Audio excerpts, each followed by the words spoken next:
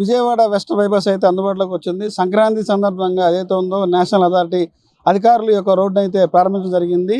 ఈ యొక్క రోడ్ వచ్చేసి వెస్ట్ బైపాస్ వచ్చేసి గన్నవరం నియోజకవర్గంలో ఉన్నటువంటి పిన్నంనేని సిద్ధార్థ కాలేజ్ దగ్గర నుంచి స్టార్ట్ అవుతుంది.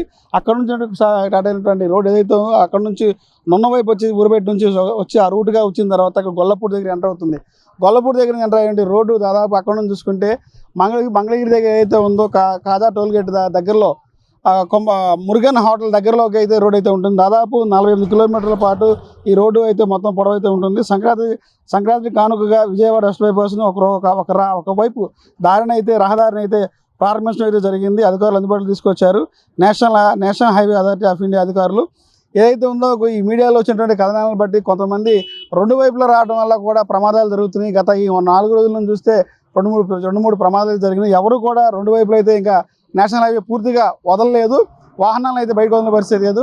ఏదైతే ఉందో గుంటూరు నుంచి వచ్చే వాహనాలను ఇటు హైదరాబాద్ వైపు గుంటూరు మంగళగిరి నుంచి వచ్చే వాహనాలను ఈ రకంగా వాహనాలను ఓన్లీ విజయవాడ వైపుకి వచ్చే వాహనాలు ఒక పక్క అయితే రహదారి అయితే వదలడం అయితే జరిగింది. రెండో పక్క ఇంకా వాహనాలను పూర్తిగా వదిలేయట్లేదు.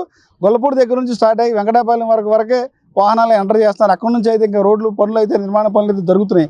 కానీ వాహనదారు ఏదైతే మీడియాలో వచ్చినటువంటి కథనాలను చూసి మీడియాలో వచ్చినటువంటి వార్తలను చూసి రెండు వైపులా రోడ్లను బళ్ళు వదిలేశారని చెప్పగానే రెండు వైపులు రావడంతో కొంత ట్రాఫిక్ అంతరాయం కలుగుతుంది. కనుక ఒక సైడే గుంటూరు నుంచి వచ్చే వాహనాలు ఏదైతే ఉన్నాయో గుంటూరు ఈ వైపు వచ్చి విజయవాడని టచ్ చేస్తూ హైదరాబాద్ వెళ్ళి వచ్చే వాహనాలకు మాత్రమే వన్ సైడ్ మాత్రమే వాహనాలు అయితే వదలడం జరిగింది. దీంతో పాటు చూసుకుంటే ఈ నేషనల్ హైవే ఈ bypass national highway 16 Chennai to Calcutta, national highway 65 Vijayawada Hyderabad అనుసంధానించే ముఖ్యమైన ప్రాజెక్ట్ ఇది. దీనివల్ల విజయవాడ నగరంలోకి రాకుండా గుంటూరు నుంచి వచ్చే వాహనాలకు నేరుగా రాజధాని అమరావతి లేదా హైదరాబాద్ ఏలూరు వైపుకు వెళ్ళవచ్చు.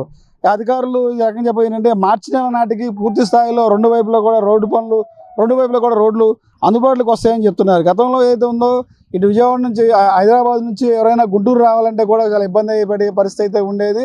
వాహనాలు ట్రాఫిక్ కానీ టైం అయితే చాలా ఎక్కువ అయ్యేది.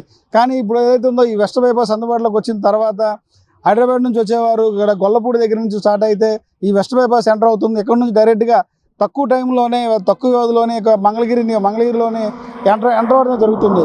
టైం ఆదా అవుతుంది, ట్రాఫిక్ ఇబ్బంది అయితే ఉండదు.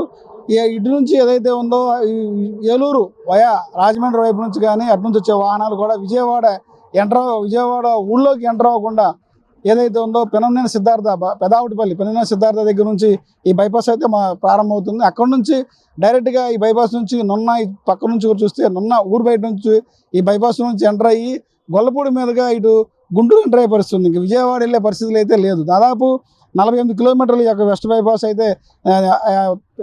బైపాస్ నిర్మాణ పనులు పూర్తయినాయి. కానీ కొద్దిగా ఏదైతే ఉందో ఈ గొల్లపూడి నుంచి వచ్చినటువంటి రెండు వైపులో కూడా పూర్తి స్థాయిలో అయ్యింది. గొల్లపూడి దగ్గర నుంచి వచ్చి వెంకటాపాలెం వరకు మాత్రమే లెఫ్ట్ సైడ్ రోడ్డు పూర్తవడం జరిగింది. ఇంకొంచెం పనులు అయితే ఉన్నాయి. దాదాపు ఇది కూడా మార్చిలోగా ఈ పనులు పూర్తి చేసి రెండు వైపులో కూడా అందుబాటులో తీసుకొస్తామని చెప్పి నేషనల్ హైవే అథారిటీ అధికారులు అయితే చెప్తున్నారు. ఏదైతే ఉందో ఈ మీడియాలో వచ్చే కథనాలను కాకుండా ఈ రెండు వైపులు రోడ్లు ప్రయాణం చేయాలన్నా ఇబ్బంది లేకుండా జర్నీ కావాలన్నా ప్రతి ఒక్కరు కూడా నేషనల్ హైవే అథారిటీ అధికారుల సూచనలు పాటించి ఈ హైవే మీద ప్రయాణం చేయాలని చెప్తున్నారు. ఈ రెండు వైపులు ఏదైతే ఉందో ఉన్నటువంటి ప్రాంతాన్ని విజయవాడ నుంచి వచ్చే వాహనాలను మాత్రం అటు రాజమండ్రి వచ్చే వాహనాలను మాత్రం పూర్తిగా గొల్లపూడి నుంచి చూసుకుంటే గొల్లపూడి నుంచి వెంకటాపాలెం వరకే అనుమతించారు. అక్కడ నుంచి రోడ్డు పనులు అయితే జరుగుతున్నాయి. ఇక్కడ నుంచి పూర్తిగా కంప్లీట్ అవ్వాలంటే మరొక 3 నెలల టైం అయితే పడుతుంది. మార్చి కల్లా పూర్తి చేస్తామని చెప్తున్నారు. అటు నుంచి ఏదైతే ఉందో గుంటూరు నుంచి వచ్చే వాహనాలు ఇటు హైదరాబాద్ కానీ విజయవాడ ఇటు ఏలూరు వెళ్ళే వాహనాలు అయితే వదలడం అయితే జరిగింది. ఈ 3 రోజులు జరిగినటువంటి సంక్రాంతి సందర్భంగా ఏదైతే ఉందో భారీగా తెలంగాణ నుంచి ఆంధ్రాకి వచ్చేవాళ్ళు ఎవరైతే ఉన్నారో ఈ గుంటూరు వెళ్ళే వారికి ఈ రోడ్ అనేది ఎంతగానో ఉపయోగపడిందని చెప్పాలి. ఇది ఇక్కడ పరిస్థితి.